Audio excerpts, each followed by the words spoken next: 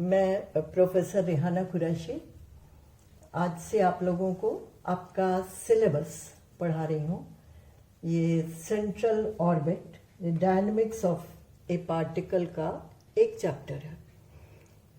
अब आपको पार्टिकल की डायनेमिक्स पढ़नी है, क्योंकि सबसे पहले पार्टिकल की डायनेमिक्स पढ़ाई जाती है, फिर मास पार्टिकल की डायनेमिक्स पढ़ाई जाती है और फिर रिजिड बॉडी की डायनेमिक्स पढ़ाई जाती है, और इसी तरह से चीज़ें आगे बढ़ती हैं। तो डायनेमिक्स ऑफ ए पार्टिकल जब हम पढ़ते हैं तो हम जनरली क्या करते हैं, ये सेंट्रल ऑर्बिट पढ़ने जा रहे हैं तो पहले तो आप सेंट्रल का मतलब समझिए और ऑर्बिट का मतलब समझिए, ठीक है।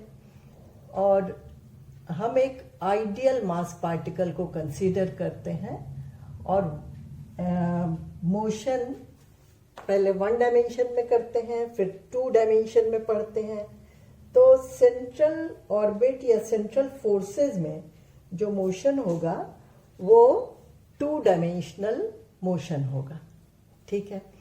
मतलब आपके पास एक कोई कर्व है जो आपके plane of the blackboard समझ लीजिए, ये प्लेन है, इसमें कोई यूनिट मास पार्टिकल मूव कर रहा है और आपको देखना है कि कब उसकी पोजीशन क्या होगी।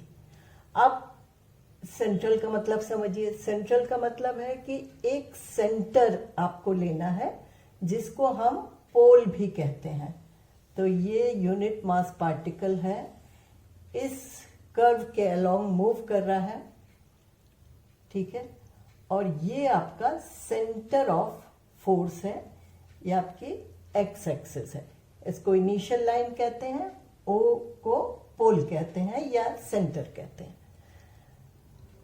तो हमारा जो सबसे पहला आर्टिकल है वो क्या है, ए particle moves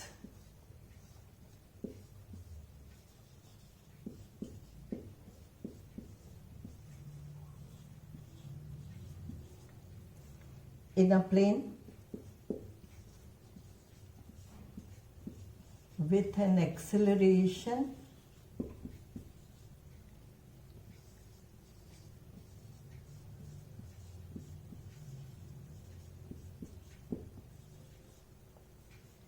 which is always directed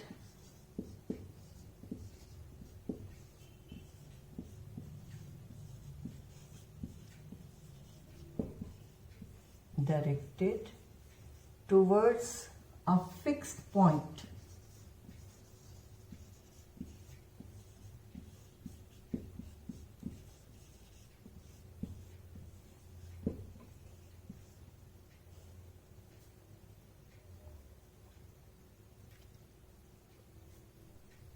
अब यहां आपने फिक्स पॉइंट ले रखा है O इन द प्लेन।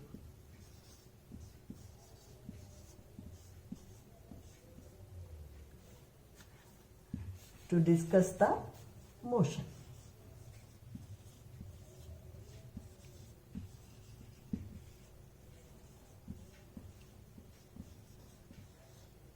इसका मतलब क्या हुआ, एक यूनिट मास पार्टिकल है और एक कर्व पे वो मूव कर रहा है। मान लीजिए किसी पर्टिकुलर टाइम पे उसकी पोजीशन P है और P के जो पोलर कोऑर्डिनेट्स हैं वो R और थीटा है। अब ये मास पार्टिकल इस कर्व पे 2 डायमेंशनल कर्व पे मूव कर रहा है। हमें इसका मोशन निकालना है, लेकिन एक चीज और दे रखी है कि इन अ plane with an acceleration which is always directed towards a fixed point। तो एक acceleration इस पे लग रहा है। मान लीजिए ये acceleration F है और ये किस डायरेक्शन में लग रहा है, towards a fixed point O। तो इस मास पार्टिकल के मोशन को हमें निकालना है। मान लीजिए ये t टाइम पे यहां है, तो t 1 सेकंड के बाद मान लीजिए यहाँ रहा, 2 सेकंड के बाद यहाँ रहा, तो इस तरह से ये जो बनाएगा उसको हम कहते हैं ऑर्बिट। और सेंट्रल ऑर्बिट क्यों? क्योंकि हमेशा ही ये पार्टिकल पे एक फोर्स लगता रहेगा जो उसको ओ की तरफ, सेंटर की तरफ या पोल की तरफ हमेशा खींचता रहेगा। मतलब अगर इसकी नेक्स्ट पोजीशन लेंगे तो भी वो पार्टिकल को इस डायरेक्शन में खींचेगा। तो इसी वजह से इसको कहते हैं कि सेंट्रल ऑर्बिट। तो जो पार्टिकल का पाथ होगा वो ऑर्बिट कहलाएगा। तो इस आर्टिकल में हम एक रिलेशन निकालेंगे जो इस फोर्स के बीच में होगा और ऑर्बिट के इक्वेशन के बीच में होगा। ऑर्बिट का इक्वेशन देखिए कैसे कैसे हो सकता है। आप कितने कोऑर्डिनेट सिस्टम से परिचित हैं? पोलर कोऑर्डिनेट सिस्टम से परिचित हैं। और दूसरा जो कोऑर्डिनेट सिस्टम जिससे आप परिचित हैं डस्टर वाला वो है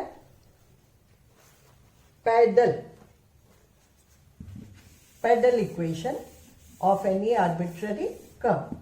तो और कार्टेशियन से परिचित हैं, ठीक है। तो जो हम पहले निकाल रहे हैं वो निकाल रहे हैं polar form.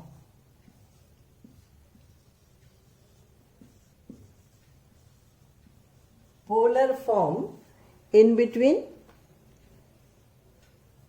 this acceleration and the differential equation of the path of the particle। क्योंकि इसमें दो तरह के क्वेश्चन आते हैं। एक तो आपको लॉ ऑफ फोर्स निकालना पड़ता है, मतलब F की वैल्यू निकालनी पड़ती है, या फिर आपको ऑर्बिट का इक्वेशन निकालना पड़ता है। ऑर्बिट का इक्वेशन r और थीटा में आएगा। तो चलिए फिर हम इसका पोलर फॉर्म निकालते हैं। तो पोलर फॉर्म निकालने के लिए हम सपोज कर लेते हैं, let the coordinates for P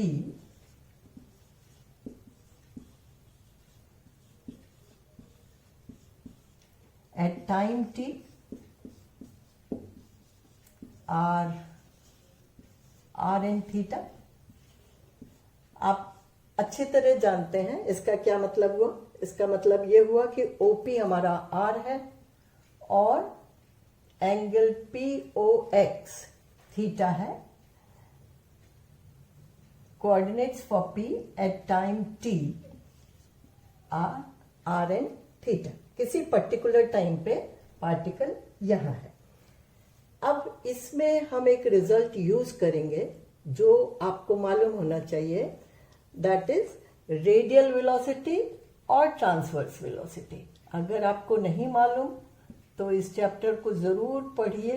radial acceleration का हमें यूज करना है। रेडियल एक्सेलरेशन होता है r double dot minus r theta dot square, और ट्रांसवर्स एक्सेलरेशन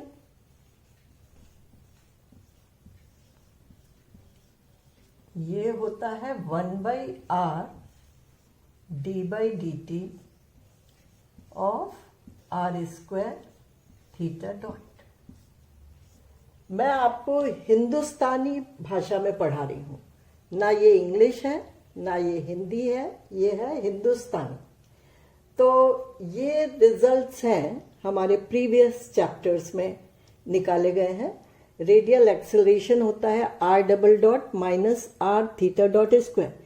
इस पार्टिकल का acceleration along the radius vector. अब रेडियस वेक्टर मतलब this is the radius vector. इस रेडियस वेक्टर के अलोंग इसका कंपोनेंट होगा r double dot minus r theta dot square. यहां पे r डबल डॉट का मतलब क्या हुआ? Differentiation of r with respect to time twice, d2r by dt square minus r theta dot square means d theta by dt whole square. तो ये radial acceleration का expression है, मैग्नीट्यूड है, और इसका डायरेक्शन होता है अवे, इस डायरेक्शन में। तो आप सबसे पहले इक्वेशन ऑफ मोशन लिखेंगे। Equation of motion, equation of motion कैसे बनती है? उसके दो कंपोनेंट होंगे। चूंकि हम 2 डायमेंशन में डील कर रहे हैं तो हम 2 कंपोनेंट्स लिख सकते हैं, एक रेडियल और एक ट्रांसवर्स। तो पहली इक्वेशन ऑफ मोशन है r double dot minus are theta dot square is equal to minus f. आप देख सकते हैं क्यों माइनस एफ? क्योंकि रेडियल एक्सेलरेशन का डायरेक्शन ये है और फोर्स का डायरेक्शन ये है, तो माइनस एफ के बराबर हुआ।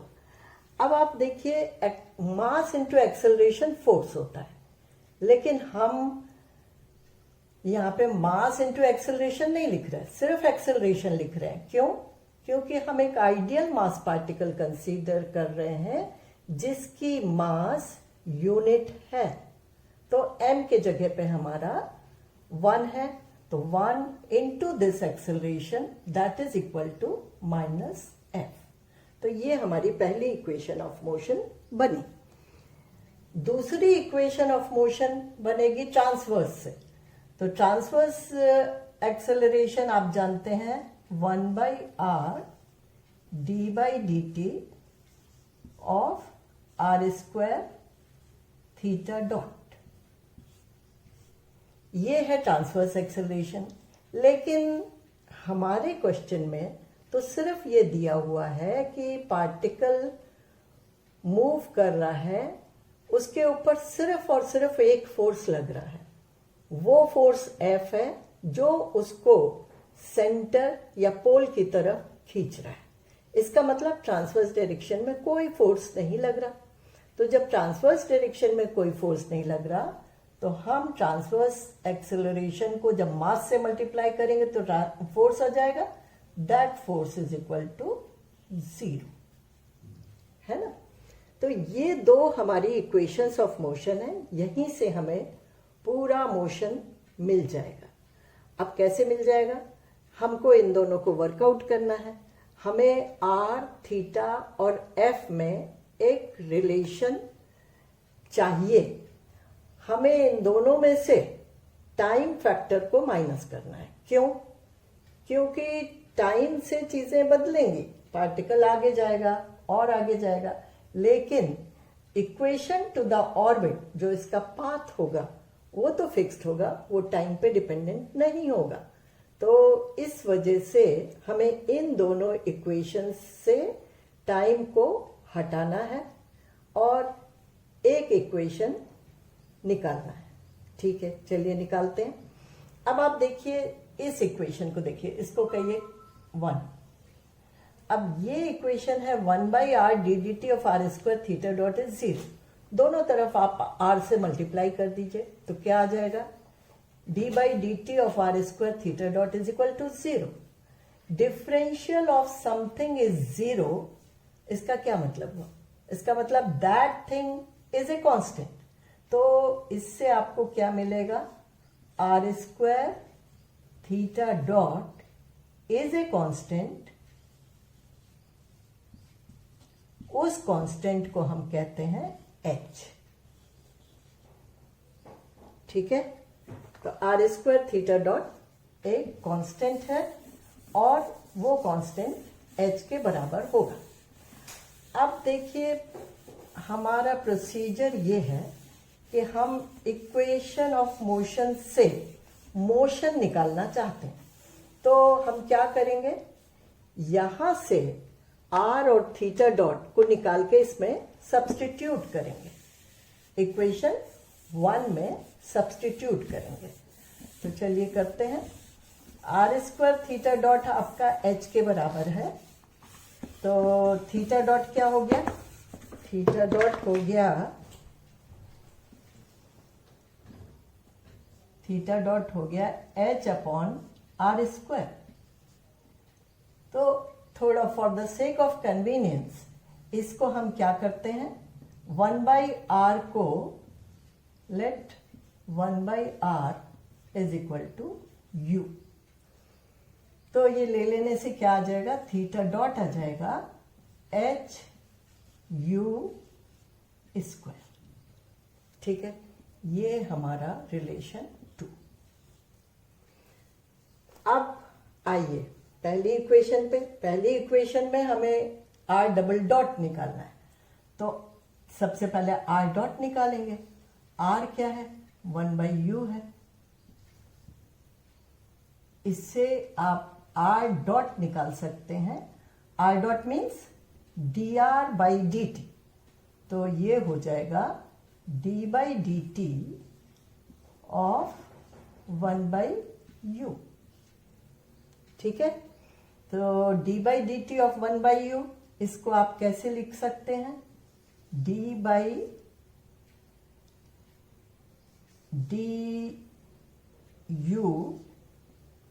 ऑफ 1/u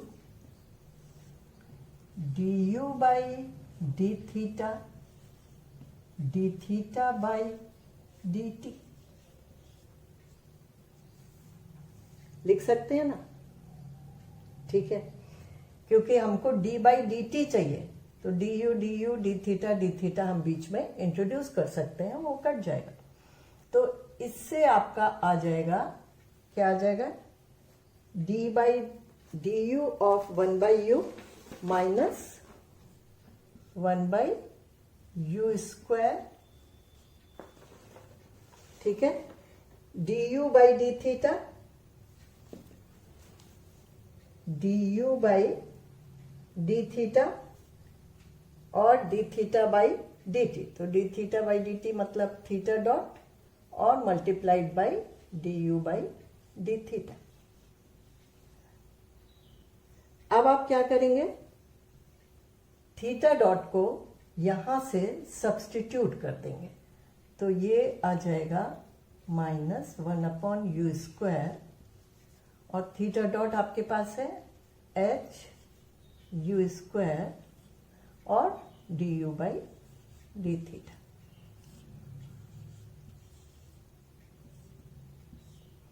तो ये आ गया -h du by d theta.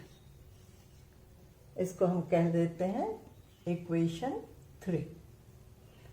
तो ये हमारी जो वैल्यू आई है, ये काहे की आई है, ये आई है r डॉट की। लेकिन आप यहां देखिए, आपके पास है r डबल डॉट, तो आपको क्या करना पड़ेगा, इसको एक बार और डिफरेंशिएट करना पड़ेगा विथ रिस्पेक्ट टू टाइम। एक बार और डिफरेंशिएट करना पड़ेगा with respect to time to get r double dot. तो चलिए करते हैं।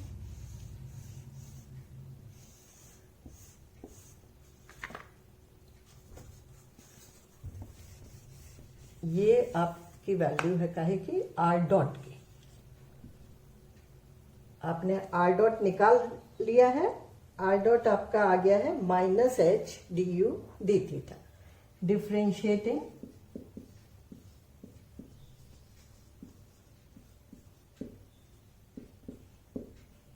Equation 3 of course with respect to time. देखिए, डायनेमिक्स का मतलब ही है कि टाइम के साथ पार्टिकल कैसे आगे बढ़ रहा है, तो हमेशा विथ रिस्पेक्ट टू टाइम। तो r डॉट को जब आप डिफरेंशिएट करेंगे विथ रिस्पेक्ट टू टाइम, तो क्या आ जाएगा, r डबल डॉट आ जाएगा is equal to d/dt of -h du by d theta. ठीक है, h तो कांस्टेंट है, तो -h को आप बाहर ले सकते हो।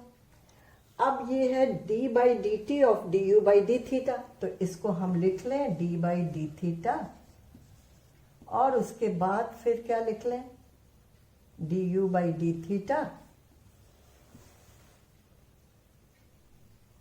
और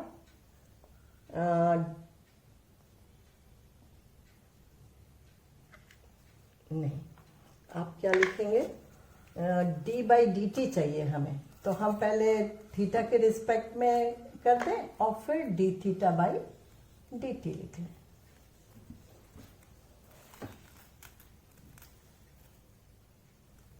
ठीक, डी थीटा कैंसिल हो जाएगा, डी डी टी आ जाएगा, माइनस एच तो कांस्टेंट है तो उसको हमने बाहर ले लिया है। अब क्या करेंगे, अब हम माइनस एच, ये हो गया d two u by d theta square and multiplied by theta dot. Theta dot आपके पास है, थीटा डॉट क्या है, थीटा डॉट है एच यू स्क्वायर। तो आपका आर डबल डॉट आ गया minus h square u square d two u by d theta square. इसको आप कह दीजिए इक्वेशन नंबर 4। समझ आ गया यहां तक? चलिए, अब बस थोड़ा सा और बाकी है। अब क्या करिए, आप जो भी मान आप निकाल रहे हैं, क्यों निकाल रहे हैं, क्योंकि आपको ये जो पहली इक्वेशन थी रेडियल एक्सेलरेशन, उसमें सब्स्टिट्यूट करना है। रेडियल एक्सेलरेशन से आपकी पहली इक्वेशन ऑफ मोशन बनी थी और उसमें आपको सब्स्टिट्यूट करना है। तो उसमें जो टर्म्स थे वो थे r double dot minus are theta dot square. तो सबसे पहले आपने आर डॉट निकाला, फिर आर डबल डॉट निकाला, अब ये आपके पास आर डबल डॉट है। ठीक है, इसको पहली इक्वेशन ऑफ मोशन में सब्स्टिट्यूट कर दीजिए। इक्वेशन ऑफ मोशन है r double dot minus are theta dot square is equal to minus F. ये आपकी इक्वेशन ऑफ मोशन है। इसमें हम आर डबल डॉट को पुट कर देंगे, ये आ गया minus h square u square d two u by d theta square minus r क्या है 1 by u, theta dot square क्या है R square theta dot was h u square का होल स्क्वायर। ठीक है, थीटा डॉट का मान आपके पास है, आर डबल डॉट का मान आपके पास है, आपने उसको यहां सब्स्टिट्यूट कर दिया। This is equal to minus F.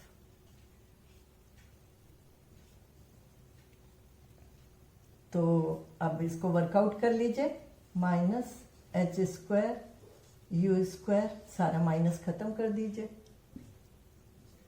ठीक है, एच स्क्वायर यू स्क्वायर और ब्रैकेट में क्या आ गया, एक u यहां से कैंसिल हो गया, u plus d two u by d theta square is equal to F.